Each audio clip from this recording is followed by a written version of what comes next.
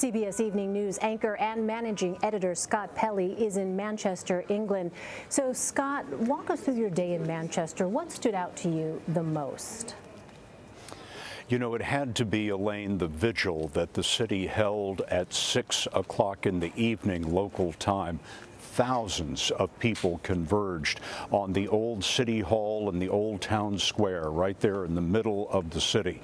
And it was a beautiful sight. The Lord Mayor told the people that it was their diversity and the diversity of their community that would see them through this difficult time. You know, not a lot of people know this back in the United States, but Islam is the second largest religion here in Manchester. Manchester has a higher rate of Islamic worship than just about any place else in the UK. Those people came out in force at the vigil today to show their solidarity with their fellow citizens. So after so much tragedy and heartbreak, it was so gratifying to see the city come together in such a profound way. And Scott, I want to ask you more about that. We've, of course, heard the stories of terror and chaos. There have also those, you've noted, been accounts of people coming together, people opening their doors to those stranded after the concert. How else have you seen people supporting each other in Manchester? Well, you know, Manchester is known in the United Kingdom for being a boisterous and welcoming city.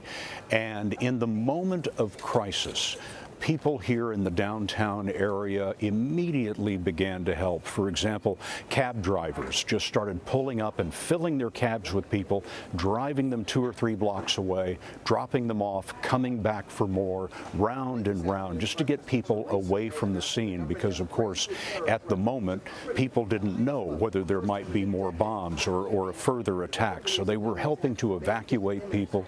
There's a coffee shop just down this road that has a big sign in the window. It says, "Free coffee all day for all first responders."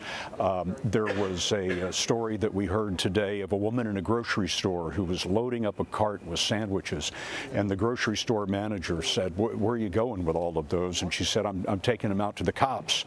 And he said, "Lady, you come back for as many sandwiches as you need.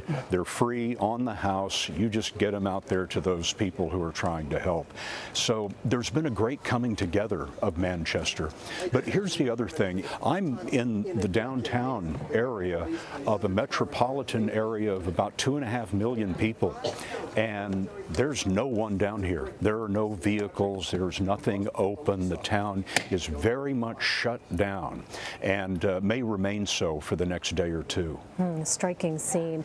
Well, Scott, I want to ask you more about that vigil that you spoke of earlier. Did you get a chance to talk to any of the folks who were there? And if so, what did they tell you? We did. You know, one of the things that struck me about that, Elaine, was the number of people who brought their children, who made a point of bringing their children to the vigil. One man said, "Look, my son is asking me questions today about good and evil.